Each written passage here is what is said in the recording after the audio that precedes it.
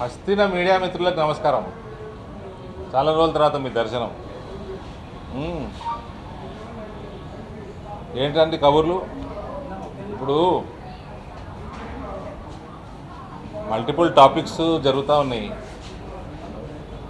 Most important for any politician or any party worker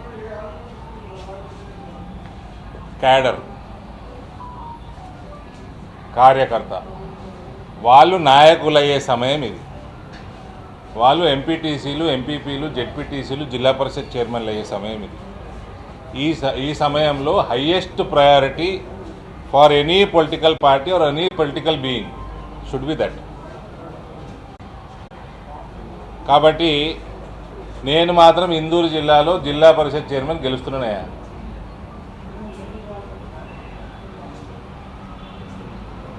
తెలంగాణలో కూడా వస్తున్నాయి కార్యకర్తల ఎలక్షన్లు.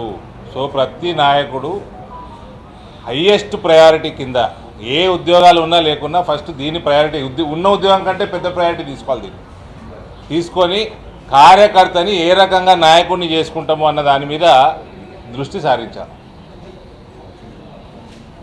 ఇది మా నూతన అధ్యక్షులకు కూడా మేము మాట్లాడుకున్నప్పుడు నేను చెప్పడం జరిగింది. కాబట్టి highest priority we have to make sure strengthen the party from ground level by focusing more on these upcoming local body elections more than assembly or parliament.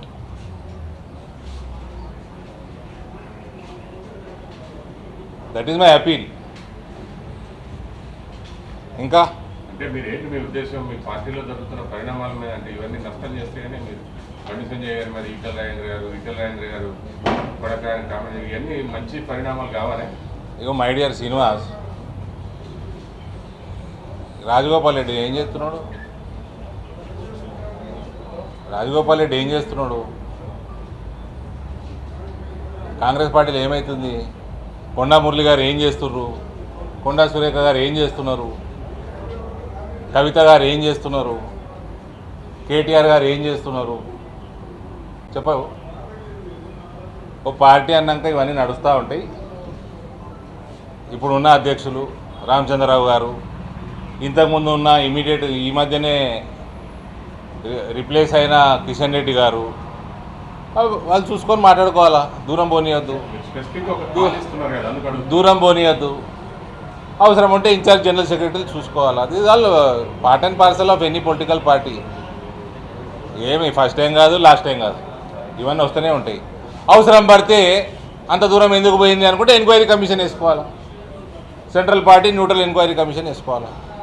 ఇవన్నీ జరిగే విషయాలు కదా, అన్ని పార్టీలలో జరిగే విషయాలు. రాజాసింగ్ మళ్ళీ పార్టీలోకి వస్తున్నారు రావాలి అనేటువంటి ఒక చర్చ జరుగుతుంది. రాజాబాయ్ ఎక్కడున్నా we respect him. He is an ideological man. More than a politician, he is an ideological man. Rajabhai suspend అయినా రిజైన్ చేసిండా? సరే రాజాబాయ్ పేరు పక్కకు పెడదాము.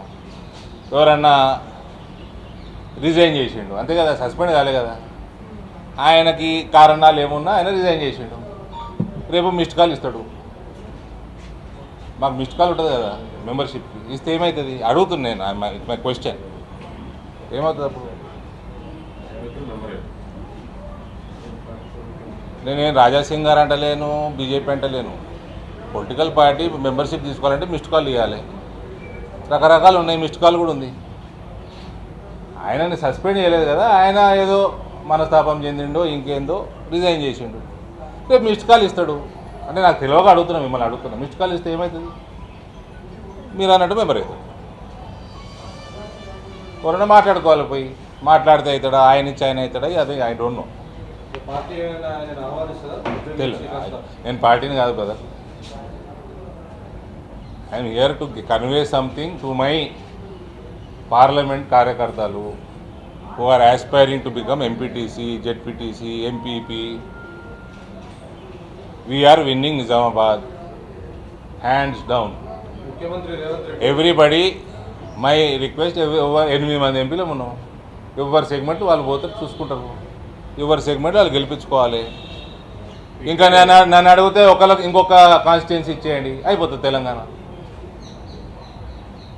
ఆల్మోస్ట్ 16 సెగ్మెంట్లు అయిపోతాయి. Everybody go perform. Competitive world, you don't perform you will perish. Performer perish. నేను అమిత్ షా గారు meeting చేసుకున్నాము, ఆయనకు ధన్యవాదాలు. మనస్ఫూర్తిగా అమిత్ షా గారికి ధన్యవాదాలు తెలియజేస్తా ఉన్నాను. ఆయన వచ్చిండ్రు, జాతీయ పసుపు బోర్డు ఆఫీస్ ఇనాగ్రేట్ చేసిండ్రు. మా కార్యకర్తలు బ్రహ్మాండమైన రైతు సదస్సు, మహాసదస్సు ఏర్పాటు చేసిండ్రు. కిక్కిరిసిపోయింది ఇందూరు పట్టణము రైతులతోటి. నా పర్సనల్ రిక్వెస్ట్ మేరకు as home minister of India మా నాన్నగారు స్టాచ్యూ ఇనాగ్రేట్ చేసిండు. So I whole heartedly thank him. ఎందుకు పెట్టుకున్నాం ప్రోగ్రాము?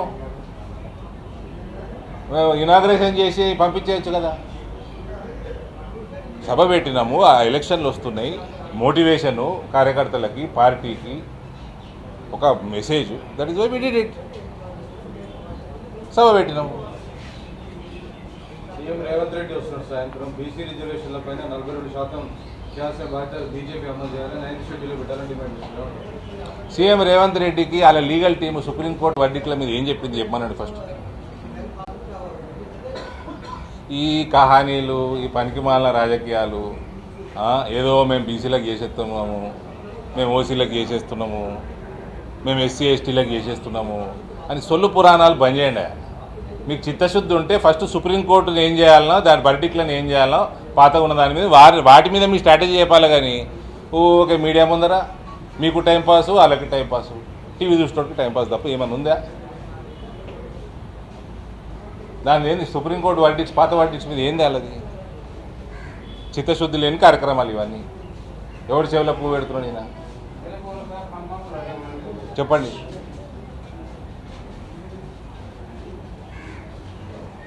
అలా పార్టీ లేదా ప్రభుత్వంలో? లేదా జాతీయ స్థాయిలో? 11 ఏళ్ళ కింద వరకు ఉండే కదా వాళ్ళే.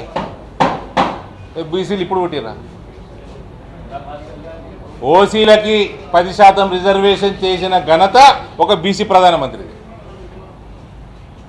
నువ్వేం బిక్తావు చెప్పు, మరి చేసి చూపెట్టు. ఆయన చేసి చూపెట్టింది కదా, నువ్వేం బిక్తావు చెప్పు.